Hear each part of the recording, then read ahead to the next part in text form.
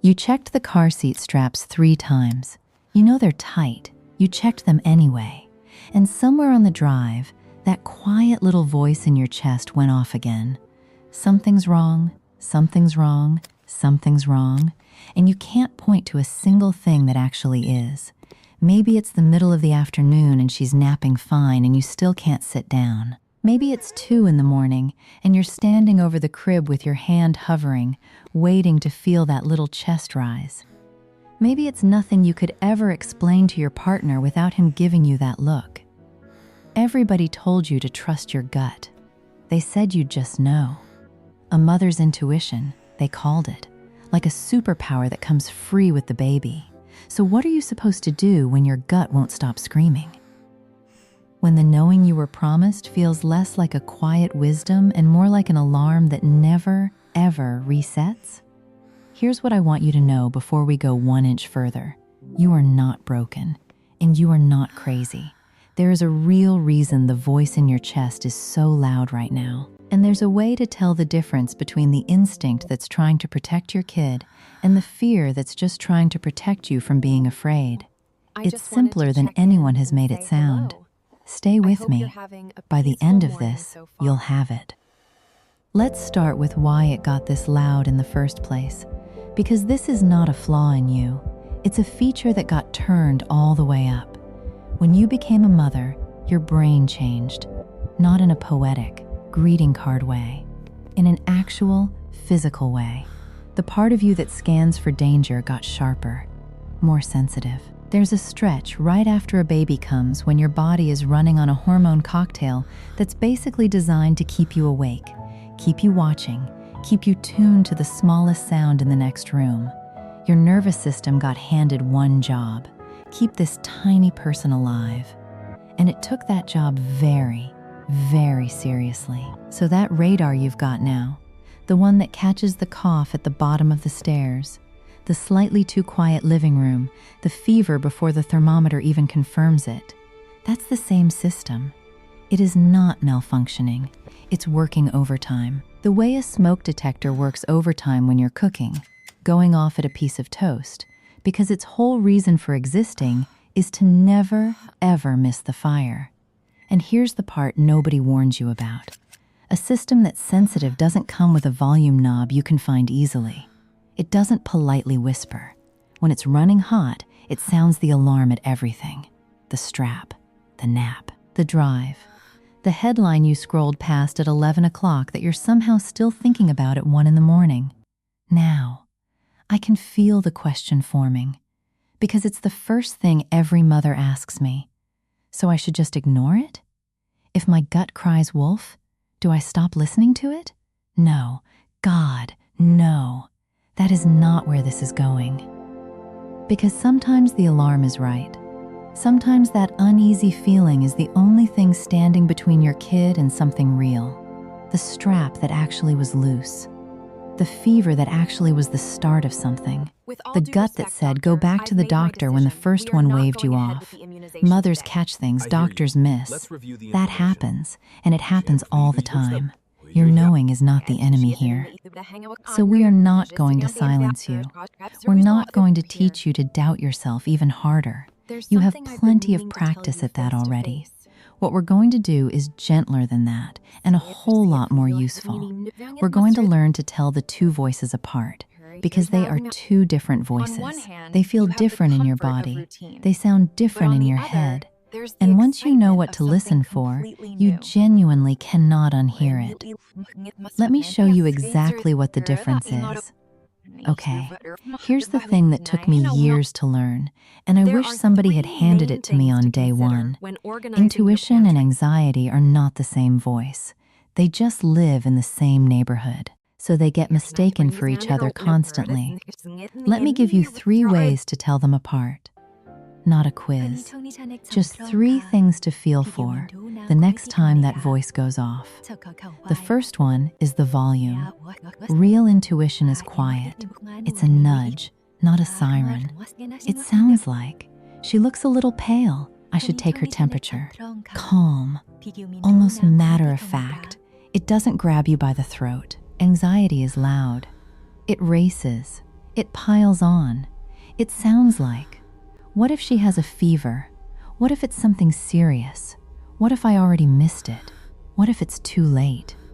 One small observation, and then a whole staircase of what-ifs running straight down into the worst thing you can picture.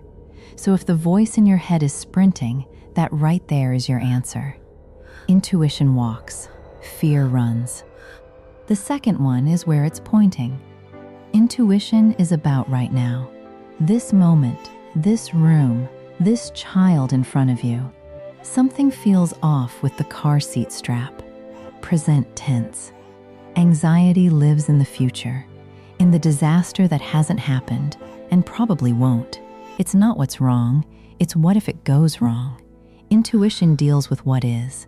Anxiety is terrified of what could be. So when you catch yourself 3 what-ifs deep into a hospital scene that exists only inside your own head, gently. That's not your gut. Your gut never left the living room. And the third one, this is the big one. This is the one that will change everything if you let it. Intuition resolves when you act on it. Anxiety doesn't. Stay with me here, because this is the whole game. Say something tells you to go check that the front door is locked. You get up, you check, it's locked, and the feeling lifts. You exhale, you go on with your evening. That was intuition.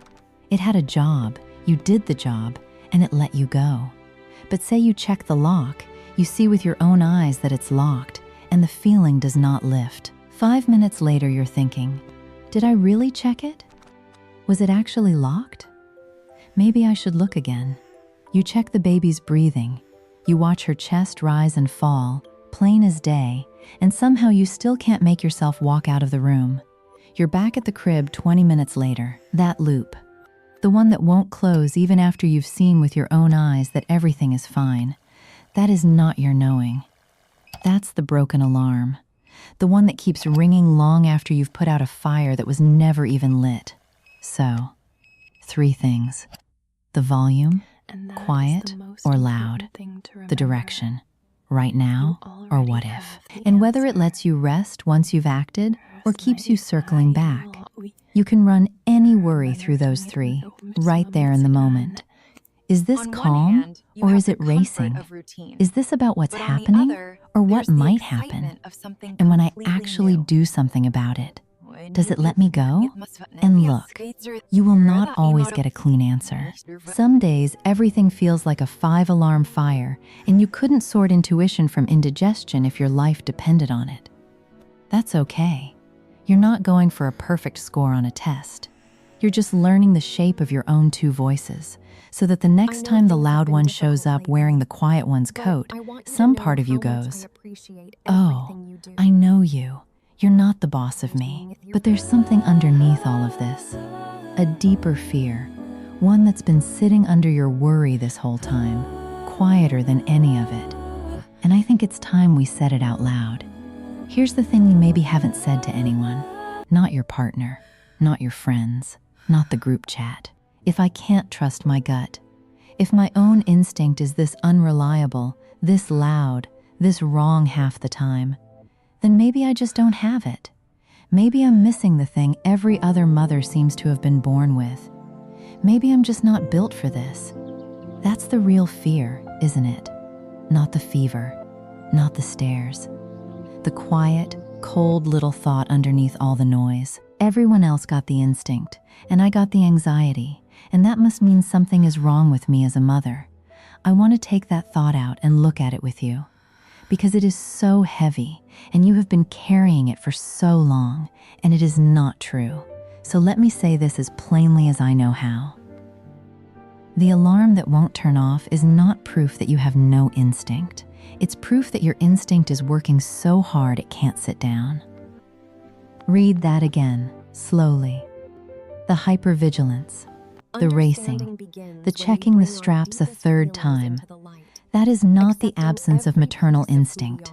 That is maternal instinct with its foot jammed all the way down on the gas. The whole reason your alarm is screaming is that some deep, ancient part of you loves this child so much, It would rather sound off 1,000 false alarms than miss one single real one. That is not a broken mother. That's a mother whose protective system would burn itself to the ground before it let anything happen to her kid. The anxiety isn't the opposite of your instinct. It is your instinct, overloaded. It's love with nowhere to put itself, so it turns into vigilance. It's fear wearing your instinct's voice, borrowing it, because it knows that's the one voice you'll actually listen to. Think about what that looks like in a regular day. You're at the pediatrician, and she's measuring head circumference and asking about milestones, and your kid is fine. She tells you everything is fine. And you drive home, and you cannot stop running the numbers. Is the babbling enough? Was the rolling on time? You heard the word fine, and your body heard prove it.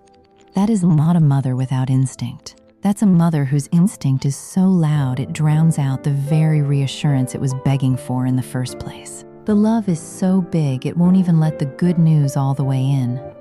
So when you lie awake terrified that you don't have what the other mothers have, I need you to hear me. You have it. You have so much of it that it spills right over the edges and keeps you up at night. The problem was never that your instinct is missing. The problem is that nobody ever taught you how to tell your instinct apart from your fear, so you blamed yourself for both. And that changes the entire story. Because if the loudness is just love overloaded, then you are not trying to fix something that's broken in you. You're trying to help an overworked system get some rest. That is a completely different project. One of them is about shame. The other one is about care. And you've been doing the shame version for so long, when the whole time the truth was so much kinder than that. Your instinct was never the problem. It was the realest, most overworked, most loving thing in the room. You already knew that, somewhere, underneath. You just couldn't hear it over the alarm.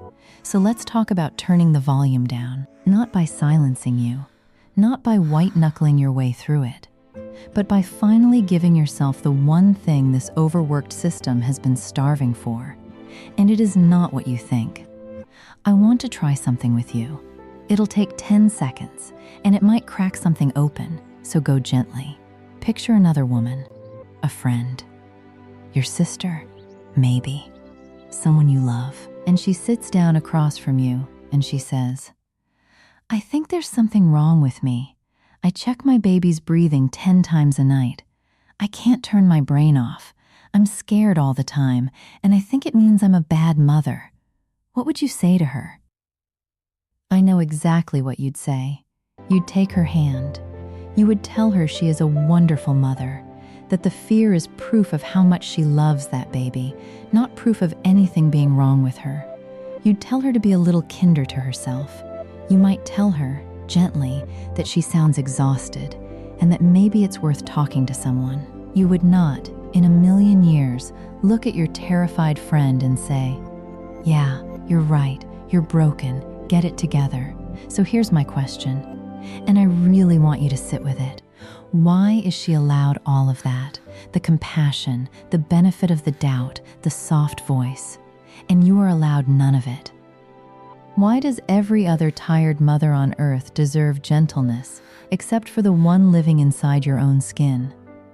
I think I know why. Because somewhere along the line, you picked up the idea that your worry is the job. That if you stopped being this vigilant, this hard on yourself, this afraid, you'd get sloppy and something would slip and it would be your fault. That the anxiety is the price of being a good mom. That the second you relax, you've dropped your guard. But that is the lie talking. Your worry is not what keeps your child safe. Your attention keeps your child safe. And attention and anxiety are not the same thing. If anything, a calmer you is a sharper you. A nervous system running on empty misses more than it ever catches. The exhaustion is not making you a better mother. It's just making you a more tired one. You are allowed to be one of the women you would be gentle with. You always were. You just kept handing out a kindness you would not keep a single drop of for yourself. So let's talk about what it actually looks Welcome like to back keep to my some. kitchen. Here's the Today, reframe I want wanted to to leave you share a with. few It's simple small, tips but for it keeping your changes plants everything healthy during because the it winter finally months. gives you somewhere to stand that isn't silence and isn't obedience either. You do not have to silence the alarm, and you do not have to obey it. You just have to learn to ask it one question. The next time the voice goes off, the strap, the nap, the chest rising and falling, you don't argue with it, and you don't spiral with it. You just run the 3 things we talked about: quiet or loud, now or what if. And the big one: when I do the thing, does the feeling let me go? If you check the strap and the feeling lifts, that was your gut. It did its job. Beautiful. Carry on. But if you check the strap and the feeling doesn't lift, if you catch yourself reaching for it a 4th time, that's your signal. Not your signal to check again. Your signal that this one was never really about the strap at all. This is the broken alarm. And the answer to a broken alarm is never to keep checking the door. The answer is to turn gently toward yourself. And turning toward yourself can be the smallest thing in the world. One hand flat on your own chest. One long breath out, longer than the breath in, because that's the one that actually tells your nervous system the danger has passed. One sentence, said quietly, the way you'd say it to that friend: I've checked. She's okay. This feeling is my alarm, not my answer. And I am allowed to put it down. You will not believe it the first time, or the 10th. That's fine. You're not flipping a switch. You're turning a dial. The same dial that got cranked all the way up the day you became a mother is the one you get to slowly, patiently turn back down, a little at a time, on the hard afternoons and the long nights both. And here's what I think starts to change when you do this. Not overnight, but you'll feel it. The middle of the night feeling shows up, and instead of an hour standing over the crib, you check once, you put a hand on your own heart, and you go back to bed. The headline tries to pull you under, and you catch it. Oh, that's the loud one. That's the what if. And you set the phone down. You start to feel, for the first time in a long time, like you are not at war with your own mind. Like the alarm is something you have, instead of something you are. You get to be the calm in your own house again, not because the worry vanished. It might never fully vanish, and that is okay. But because you finally know which voice to trust and which one just needs a hand on the chest and a minute to settle down. That is not silencing your instinct. That's coming home to it. The quiet one was in there the whole time. You're just finally giving it a room where it can actually be heard. Which brings me right back to where we started. Remember where we began? You, standing over the crib, hand hovering, waiting to feel that little chest rise. Worn out by a voice that would not quit, scared, deep down, that the noise meant something was wrong with you. Here's what I hope you can see now, standing in that same spot. That voice is not your enemy, and it is not proof that you're broken. It's the loudest love you have ever felt, with nowhere to go, and you are allowed to teach it how to rest. None of this is a straight line. There will be nights you do everything right, and still circle the crib 3 times. There will be days the loud voice wins, and you scroll until midnight, and you're hard on yourself all over again. That is not failure. That's a human being with a tired nervous system doing her best. You come back to it the next day. But coming back is the whole thing. It always was. And I want to say one more thing, gently, because it really matters. If that alarm never lets up, if you check, and you check, and the feeling never lifts, if the racing thoughts are with you most of the day, if you can't sleep even once the baby finally does, if it's quietly stealing the joy out of moments that are supposed to feel good, please hear me. That is not something you have to white-knuckle alone. That is worth a real conversation, with your doctor or with someone you trust. So many mothers carry exactly this, far more than ever say it out loud, and it is a real thing, with real help that works. And reaching for that help is not the opposite of being a strong mother. It's the same protective instinct we've been talking about this whole time. Just finally point it at yourself, for once. Asking is one of the most instinctive things you can do. So here's the one thing I want you to carry out of this. The loud voice is not your instinct. It's your instinct, exhausted. The quiet one, the calm one, the present one, the one that lets you rest after you've acted. That one is the real thing. That's the knowing. And it is still in there, under all of it, waiting for you to get quiet enough to hear it again. And if, while we were sitting with all of this, a real face came to mind, that friend, that sister, some other tired mother whose alarm never seems to shut off either, send her this. Don't let her keep carrying it alone, thinking she's the only one who heard it. She isn't, and neither are you. If this is the voice you didn't know you needed today, stay a while. There's more of this here. For the pickup line, the kitchen at the end of a long day, the afternoons that won't end, and the nights you can't sleep. Whenever you need it, you're doing better than you think. Trust the knowing. It's older than all the advice.